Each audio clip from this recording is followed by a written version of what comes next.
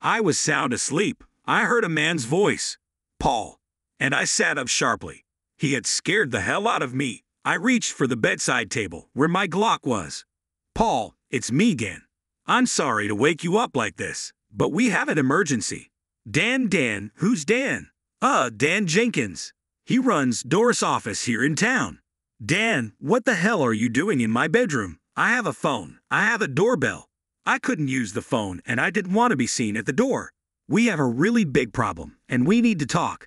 Dan, I only have one problem. Some asshole decided to wake me up. I looked at the alarm clock. At 2:45 in the fucking morning. I'm sorry about that, but it could cost a senator a chance at the presidency. This is bigger than you or me. Dan, get out of my bedroom. Get out of my house. If you don't, I'll do one of the following. Shoot you and call 911 or call 911 and tell them you're here to cover up some political blunder, or just physically kick your ass and let you explain why you were found beaten and bloody on my front lawn. He backed up a couple steps, which was a tactical error, allowing me to draw my gun. I pointed it at him. Hey, wait a minute, don't shoot. Dan, last chance. Turn around and run for the door. I probably won't shoot. You got 60 seconds to get out. If you don't, I'll kill you and tell 911 I shot the intruder. Since you'll be dead, you'll have no argument. But this, 5, 4, 3, for some reason, Dan decided that my wife's potential political career was worth less than his life and hastily retreated. I wondered how long it would take him to call her team and her team to call me. I was coming to my senses. You know the difference between being awake but drooling and being able to string two thoughts together. Hell of an inconvenient time to start the day, but I got up, went to the bathroom, then into the shower. Just a quick rinse. As I was wiping myself down, my phone rang. Yes, I said without emotion. Paul, this is John Schmidt, Senator. John, I'm going to interrupt because I don't feel like talking to you or your aide or the Deputy Secretary of the Interior or the President or anyone else. If the senator you're talking about has a problem, she should call me directly. I'm afraid that's not possible. Oh, my God, let me get this straight. Is she hurt in any way? Well, not physically, but you see. John, it was very nice talking to you. If my wife wants to ask me anything, have her call me. If you want to talk to me, call my office and make an appointment. I think I'll have some time in 6 or 7 weeks. I disconnected. In less time than it would have taken me to compose a text, my phone beeped and I looked at the message from John. Please don't let the press contact you before you talk to the senator. It took me a little longer to reply. John, you're dreaming. If my wife wants to talk to me before the press gets to me, then time is running out. I'm not going to hide like some thief. In the meantime, tick-tock, tick-tock, tick-tock. Being the husband of a successful politician is an interesting role in life. I have to say that my wife is an outstanding politician. She can get in front of any audience and sway them to her side. Our state is truly purple when it goes one way in some elections and the other way in others. Doris Russell, my wife, was liked by most voters not only in our state, but nationally. There has been serious talk that she could be a presidential candidate in this or the next election. I own a successful investment company. Right now, we're raising money from a variety of sources to fund startups with great success. These are high-risk investments, but I'm good at predicting success, at least often enough that buying our portfolio has yielded extraordinary returns.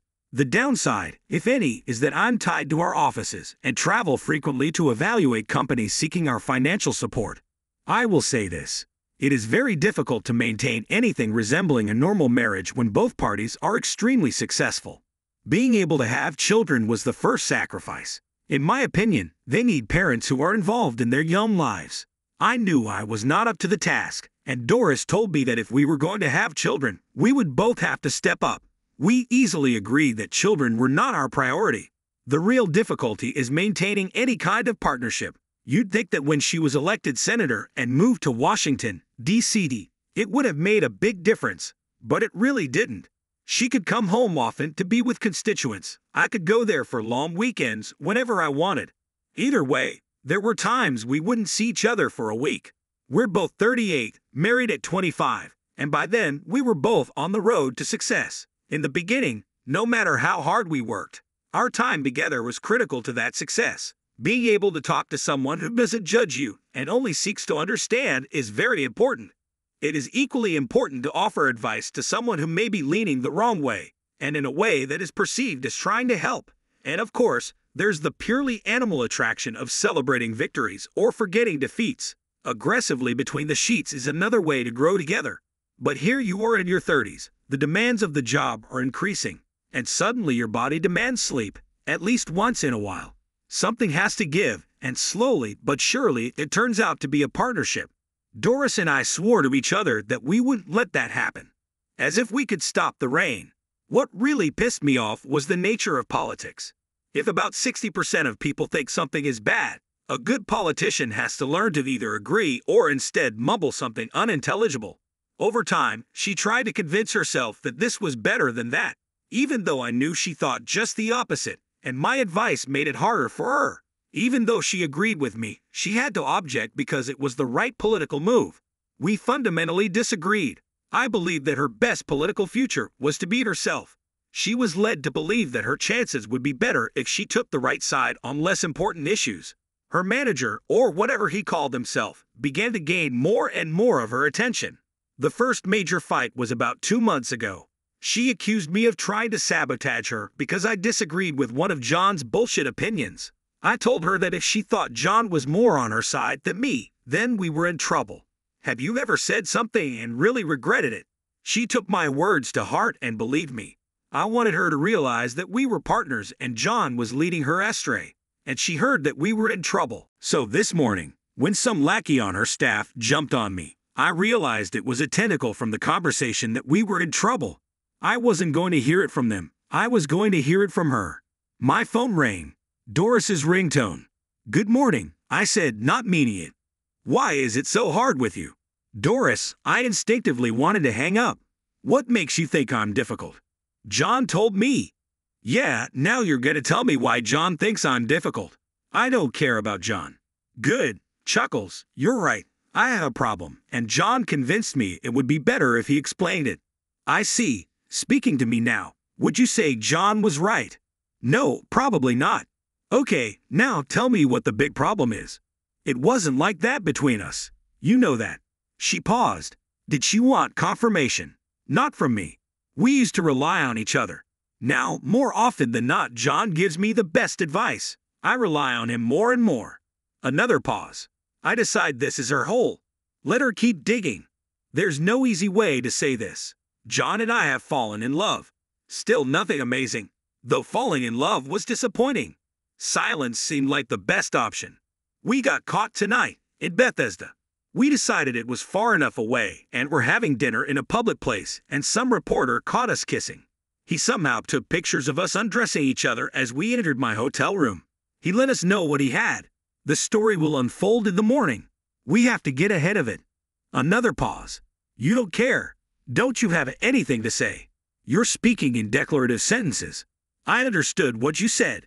You didn't ask me anything. Are we really that far apart? You loved me once. I still do. I'm not the one who says I've fallen in love with someone else. All I can say is that I'm sorry. I'm even more sorry that I have to ask for your help to get through this crisis. My help? Are you kidding me? No, I take that back. It's the new you, legend over fact. What's the legend, by the way? John thinks we could spin this in my favor. There's this double standard. Men can have affairs, women can't. You and I can get in front of the press and say, "It happens, I'm sorry, and you forgive me." We can sugarcoat it a little bit, make it part of our relationship, which we say remains strong. And is that so? I ask sarcastically. Is what so? Our relationship stays strong. Well, that's the thing. We stay married, but not. If you know what I mean. No, don't try to explain it. You want John? Fine. You both have my blessing.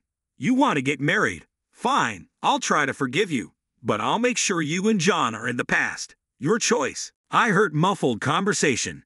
You wonder what goes on in people's heads. My wife and I are trying to figure out if we want to stay married, and she needs to discuss it with her lover. Divorce will ruin me. I'm giving up on John. Fire him. Tonight, I said in my best, non-alternative voice. More muffled conversation. No. Then I'll apply in the morning. Another muffled conversation.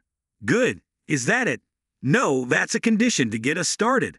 We're going to work with a psychologist and see if we can save our marriage. You're the one who lives in a political fantasy world.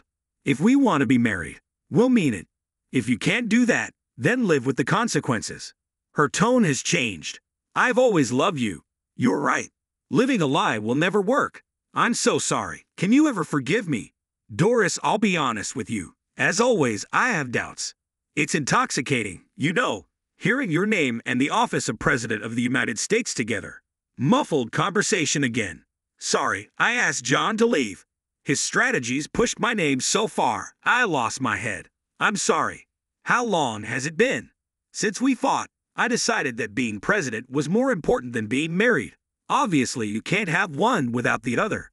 This is a ringing endorsement. It's the best thing I can do right now. Give me a chance. I convinced myself that it was over between us. But that was wrong, and I knew it. John convinced me that I couldn't have the presidency and you, and he convinced me that I should actually let you go. Like I said, his strategies. It's a total mess, as I told you from the beginning. We had a little talk. We agreed that she would fire John publicly in the morning. Well, morning for everyone else. It was still just under 4 o'clock in the morning. She would say they had made a mistake and her marriage was too important to her. She also said that she and I would be speaking to the press within the next week. All the morning newscasts ended with Doris and John groping each other at her hotel room door. It was great political news. Within the next hour, it was announced that Senator Russell would make a public announcement at 9:00 a.m. Doris came out professionally dressed and said she would read a prepared statement and then take questions. I made a big mistake last night that I now regret. My campaign manager and I became too close and we let it slip from our control. My political career is important. My marriage is more important. This morning, I fired my campaign manager. I also spoke with my husband, apologized deeply to him, and we agreed to do everything we can to restore our wonderful marriage. He and I will be appearing before you in the coming days. I'll take your questions. How long did the affair last? It wasn't an affair. It was a one-time mistake. Why fire John Schmidt? Even though the mistake was mine, John and I crossed a line. These things happen. I'm not proud of it, but I'm not alone. When you make a mistake, you have to prove you won't make a similar one. That meant John and I had to break up. So, you don't trust yourself. Yes, I do trust myself. At this point, my husband has legitimate reasons to doubt me. One way to prove to him that this was a mistake is to fire John. Mr. Schmidt, he's an extraordinary talent. He'll rise to the occasion. The questions kept coming. She was good at dealing with them. They became less and less pointed. It was clear she was gaining an audience. It was Wednesday morning. I had work to do. We had work to do. We decided that our public announcement would be made on Monday morning. I insisted on Friday, but that's a bad day for the news cycle. You looked good in the morning interview. With a good follow-up interview, I think you'll be fine. I hope so. I've been working so hard, she replied. Find us a counselor in Washington, D.C. I'll be there as often as needed. Okay, I'll also work on our application. The application seemed more important to her than the consultant. Perhaps that was natural, since she was probably claiming the top prize in the world. Could I make my own? My question was more of a test than a sincere wish. I'd prefer it polished, if you don't mind. Will you do it yourself? With help. You know I'm surrounded by wordsmiths. When will you be in town? I've got a busy week. I don't think I can make it till Monday morning. Why don't you schedule a press conference for noon? That'll give me time to prepare. My independent work went as I expected. Monday came quickly. I flew to Washington on our company jet and arrived at 7:00 a.m. Dora's staff was already there to meet me. We quickly made our way to her apartment. At the door, we kissed. "Oh, I love you so much," she said. "I love you even more," I returned. "Here's your script. Let me know what you think." I read it through. I had to admit it sounded real, sincere enough, emotional enough, and with a real hope that we could live our lives as the loving couple we'd always been. My lines were to follow hers. Good afternoon.